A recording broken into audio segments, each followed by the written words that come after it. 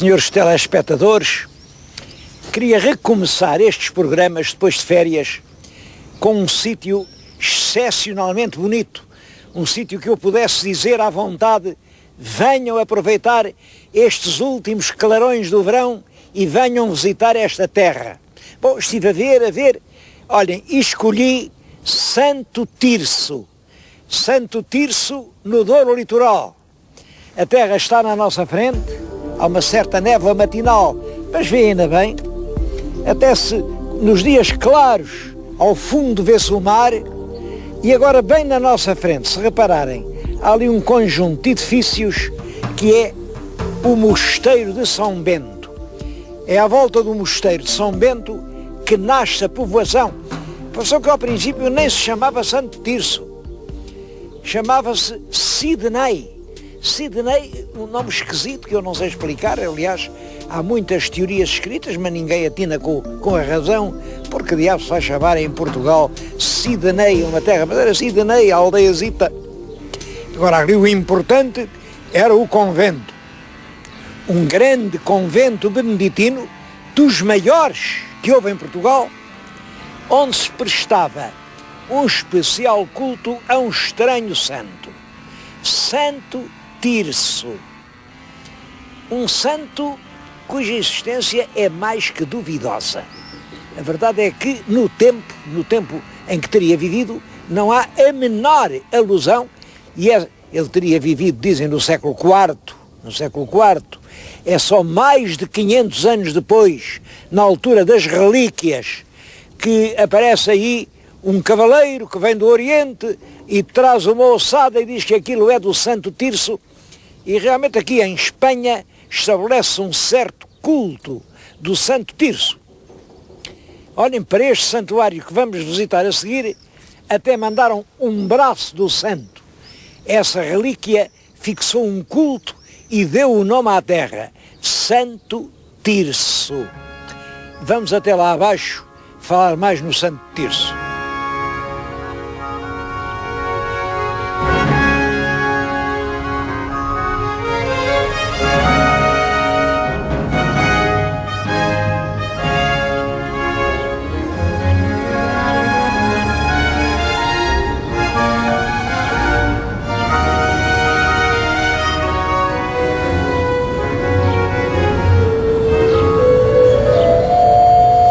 Este é o altar-mor da igreja de Santo Tirso, da igreja do convento de Santo Tirso, porque o convento, já no século X, no ano de 978, não só existia, como já era antigo.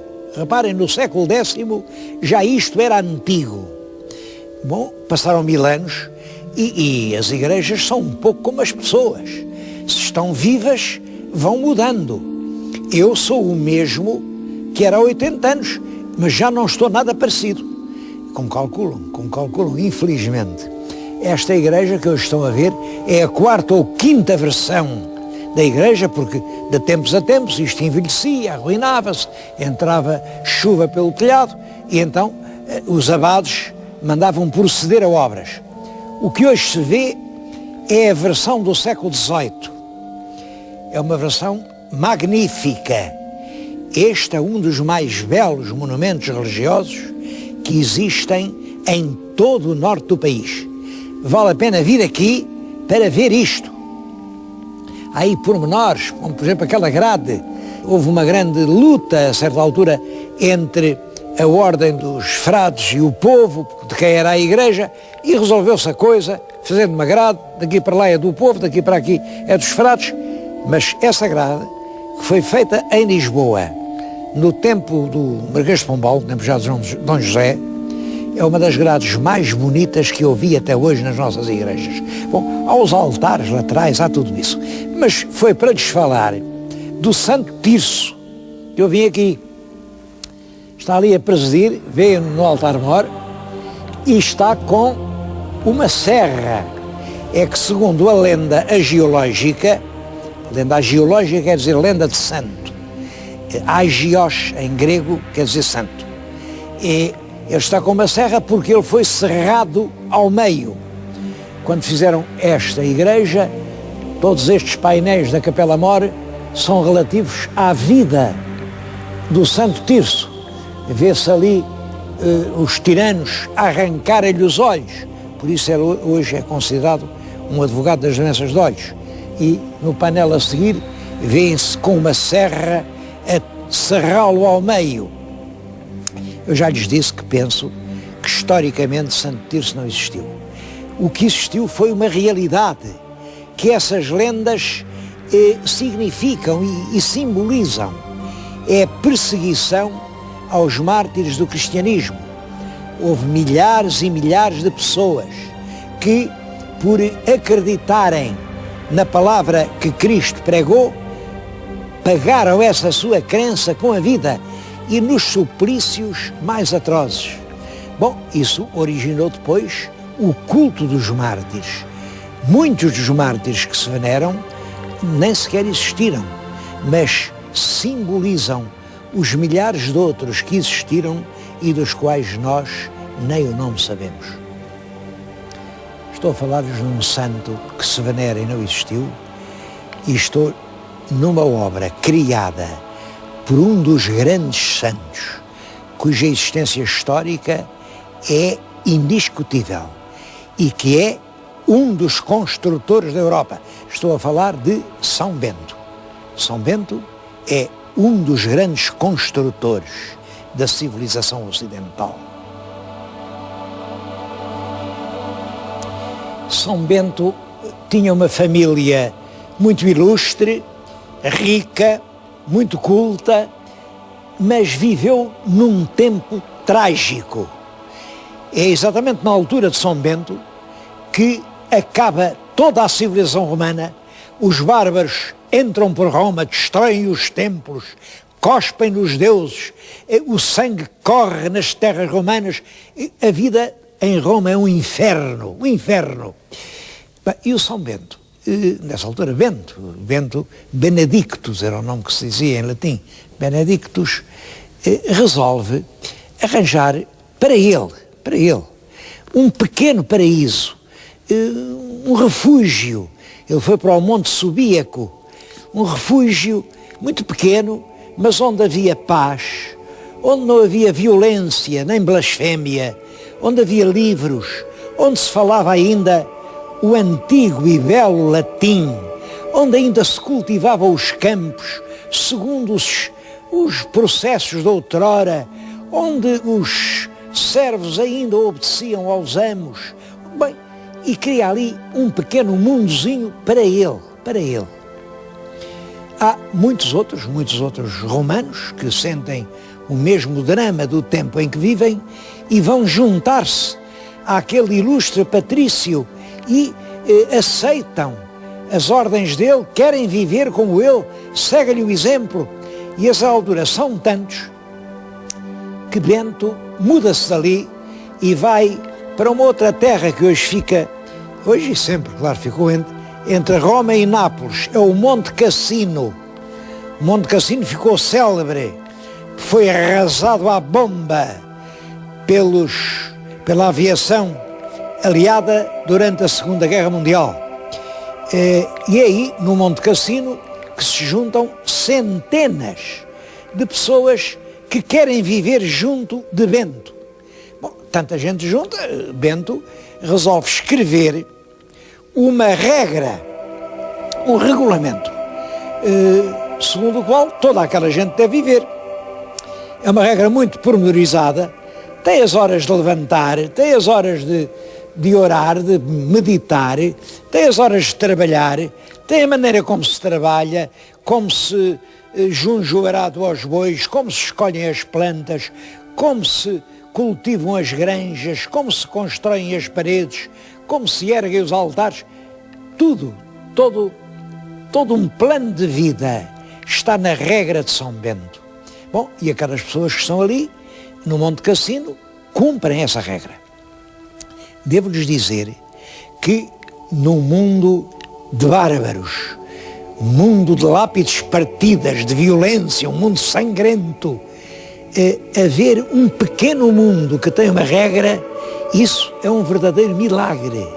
E começam a aparecer primeiro na Itália, logo a seguir em França, na Alemanha, na Dinamarca, na Jugoslávia, na Rússia, na Espanha, em Portugal, em toda a Europa, rapidamente.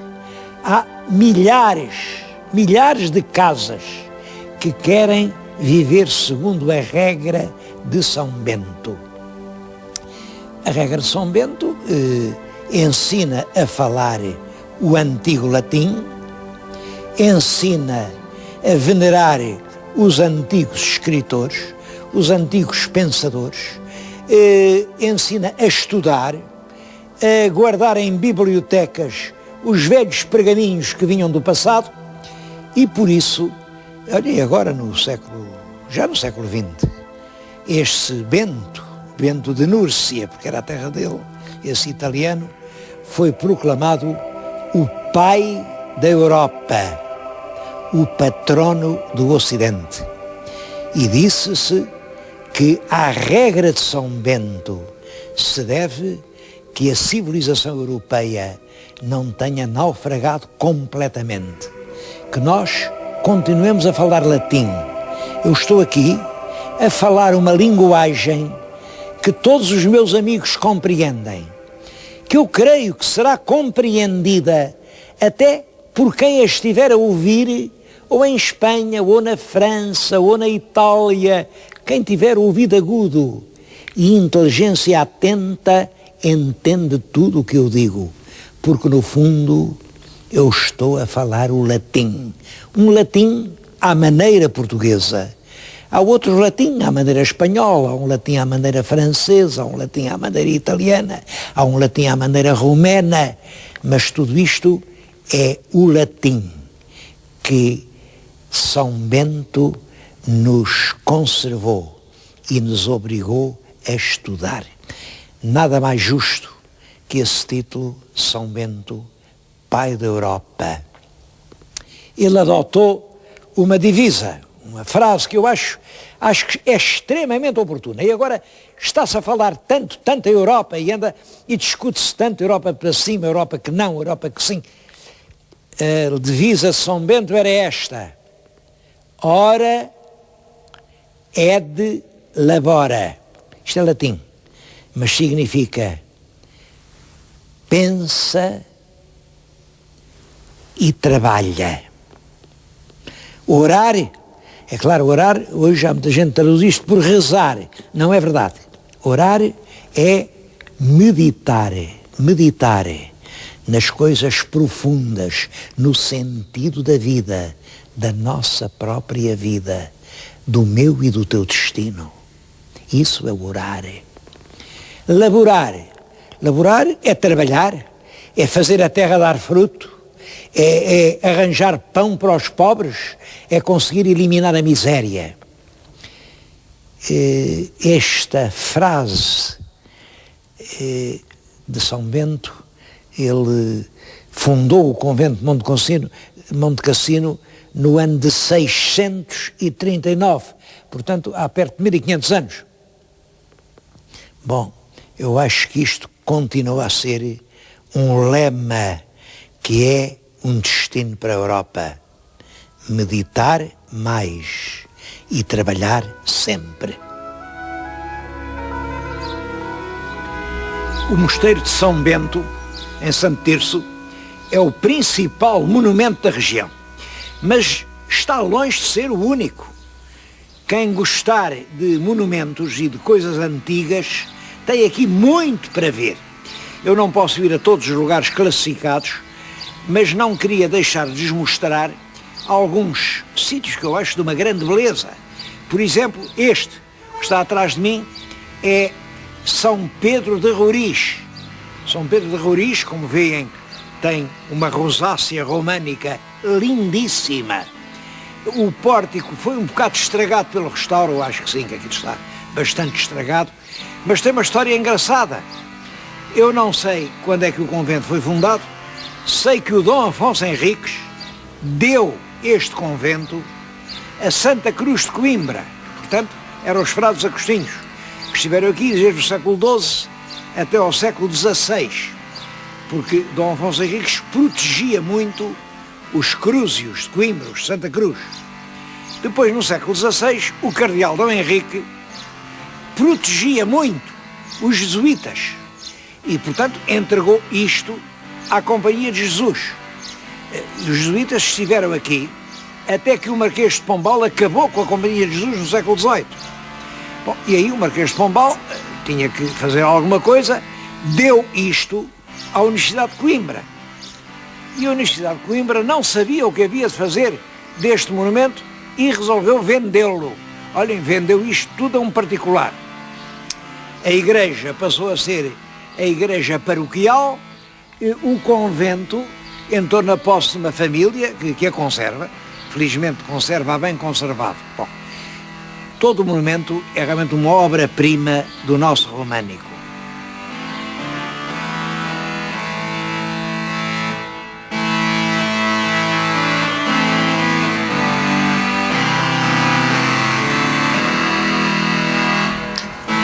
Mas em Santo Tirso a história não é tudo. Eu acho que Santo Tirso continua fiel à legenda beneditina. Ora e labora. Orar é pensar, é elevar o pensamento. Eu estou agora a falar-lhes aqui num lugar de cultura que é um dos lugares notáveis de Santo Tirso. É o Instituto Nuno Álvares. As pessoas mais antigas do tempo da República ainda ouviram falar no famoso Colégio de Campolide. Era um colégio de grande categoria que existia em Lisboa, o edifício ainda hoje lá está, é da Universidade Nova.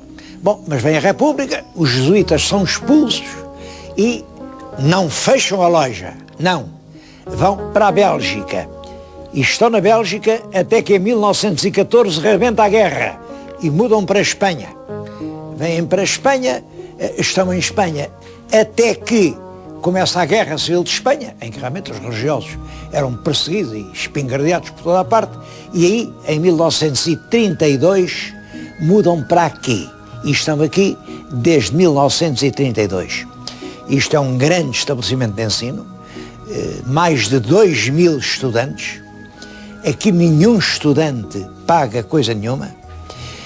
Daqui saíram pessoas extremamente notáveis no mundo em que vivemos. Eu conheço muitas delas, estou a pensar no meu amigo e brilhante escritor Alçada Batista, ou no Tomás de Figueiredo, ou no, enfim, o Setão Monteiro, que tinha tanto talento, ou no grande Meli Castro, meu amigo Zé Guilherme Meli Castro, que esteve no governo e foi professor na Escola de Lisboa, que eram os homens mais fascinantes que eu encontrei, ou noutras pessoas como o Pinto da Costa, do Futebol Clube do Porto, ou o embaixador Brito e Cunha. Toda essa gente estudou aqui, aprendeu aqui. Como veem, eles estão todos a aprender. Não veem ninguém a ensinar. É porque aqui compreende-se que hoje o essencial é o que se aprende. O tempo de ensinar, em que os velhos mestres, que já tinham atravessado os mares, sabiam como era o mundo e podiam vir dizer aos jovens: olha, agora o mundo é assim, vai por aqui, vai por ali, tudo isso acabou. Hoje o jovem, perante o mundo novo, que nem eles nem nós sabemos como é, só sentem uma grande necessidade de solidariedade, de abraço, de acompanhamento. O que é preciso é aprender.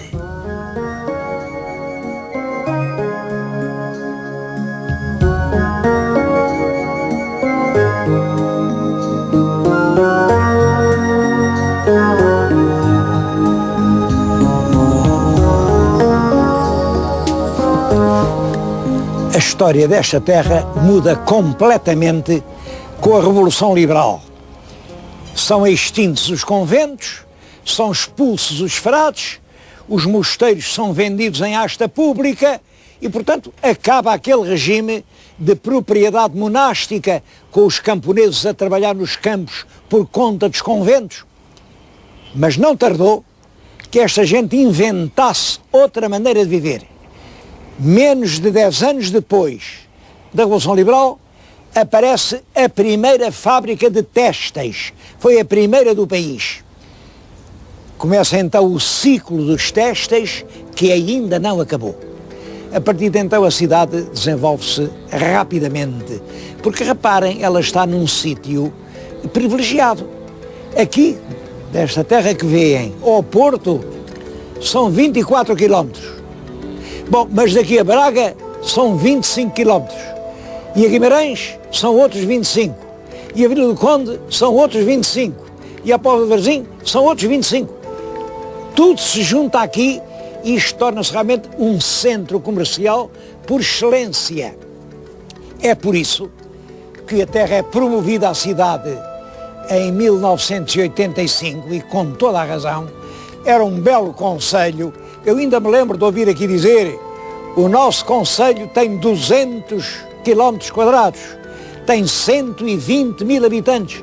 Hoje dizem assim: não, o concelho já teve 200 quilómetros, agora tem só 136. O concelho já teve 120 mil habitantes, agora só tem 80 mil. Porquê? Porque em 1998, portanto há pouco tempo, isto é uma ferida recente, um decreto da Assembleia da República cortou-lhe uma grande fatia para fazer o concelho da Trofa. Com toda a razão, a Trofa, terra progressiva, terra de muita população, de muito trabalho, queria ser concelho e estava dentro da lei. Portanto, a Assembleia fez uma lei, agora a Trofa já é concelho. Bom, mas para isso tiraram 8 freguesias das 32 que Santo Tirso tinha. E é claro, o concelho ficou amputado. Estou a falar nisto porque isto corresponde a um problema extremamente importante do nosso tempo. Os concelhos foram estabelecidos no princípio do século XIX de acordo com o tempo que demorava a ir até à sede do concelho. Um homem a pé podia andar num dia 5 léguas. Portanto, a sede nunca podia ficar a mais de 5 léguas. E um homem tinha que ir à sede para pagar o imposto, para ir à vida militar, para ir às sortes, para registar o óbito, ou o nascimento, ou o casamento. Era toda a vida civil de um Estado moderno que se processava no concelho. E não se podia exigir que uma pessoa andasse mais de 5 léguas. Ora bem, mas hoje ninguém anda a pé. Na caminhonete, em vez de 5 léguas, pode-se andar 10 ou 20 ou 50. Portanto, a tendência lógica é que haja cada vez menos concelhos. Cada vez menos concelhos. Concelhos correspondendo a grandes regiões naturais. Infelizmente, há também o sentido, o orgulho das terras. Uma terra ser freguesia ou ser concelho é tão diferente como um homem ser soldado ou ser capitão. Todo mundo quer ser capitão. E a lei é muito esquisita porque uma lei de 85, 142/85, dizia que um concelho tem que ter pelo menos 500 quilómetros quadrados. 500, isto era, portanto, diminuir os concelhos, porque a média do concelho é cerca de 200 e tal. Tinha que ter pelo menos 500, era reduzi-los a metade. Bom, mas isto causou protestos e passados uns anos, a lei 32/98 veio dizer que afinal não eram 500, eram 24, imaginem, 24. É claro, 24 é uma freguesia, não é verdade? E como as terras estão a desenvolver-se, estão a crescer e têm cada vez mais gente, há hoje imensas terras que aspiram a ser concelhos. É claro, com toda a duplicação de serviços e despesas que isso acarreta. Estou a falar-lhes nisto por uma razão, para que se compreenda até que ponto a reforma administrativa é um problema nacional que não pode ser adiado.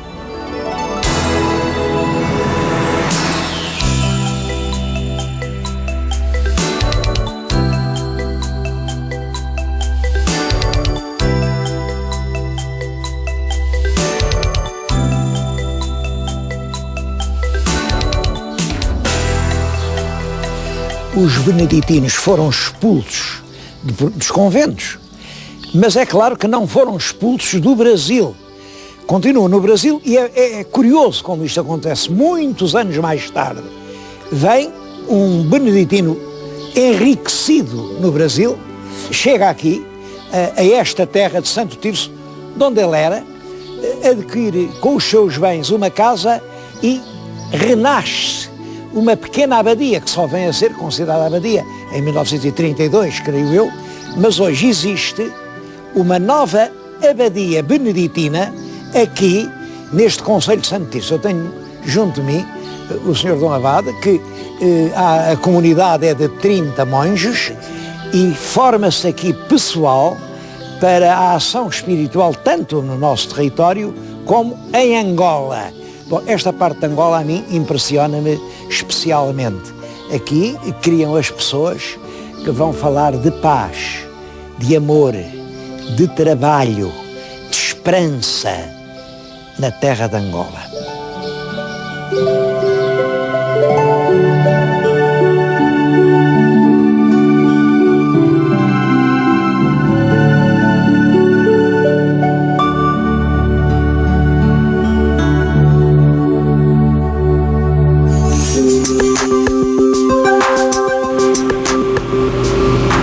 Mas é claro que não se pode vir a Santo Tirso e não falar nos têxteis. Santo Tirso fica aqui no Val do Ave e sabem que esta região, este triângulo, Guimarães, Famalicão, Santo Tirso, isto é o coração da tecelagem do algodão em Portugal. Perto de 80% de todo o algodão fiado no nosso país é aqui nesta pequena região. Guimarães, Famalicão, Santo Tirso. Aqui no Conselho de Santo Tirso, 70% da população está direta ou indiretamente relacionada com os têxteis. Eu escolhi, estou a dizer isto, numa fábrica, escolhi uma das mais antigas. Esta fábrica em que estou a falar nasceu em 1925 e de então para cá tem sido constantemente renovada. É uma fábrica que emprega 750 pessoas diretamente, além dos que trabalham por causa da fábrica, que são imensas, e que acaba de montar uma oficina de fiação que é a mais moderna do mundo. Eu estou-lhes a dizer isto agora em setembro de 2002 e digo com orgulho, não há em todo o mundo tecnologia mais avançada do que esta que agora estão a ver. É claro que a tecnologia reflete-se na qualidade do tecido. Fabrica-se aqui tecido de uma excelente qualidade. Devo dizer que 90% é exportada um pouco para toda a parte. É algodão de Santo Tirso que vai para todo o mundo. Bom, é claro que há muita gente que pergunta, está bem, mas até que ponto isso vai durar? Como é que a gente pode aguentar a concorrente? Tudo isso é verdade, tudo isso é verdade. Em todo o caso, a qualidade há de triunfar sempre. Quanto ao mais, o destino de Santo Tirso é igual ao destino da Europa. A Europa tem que optar entre ser uma região produtora de bens ou ser uma região prestadora de serviços. Santo Tirso, naturalmente, no futuro, acompanhará a Europa, porque Santo Tirso está na Europa e tem sabido até hoje acompanhar os passos da Europa.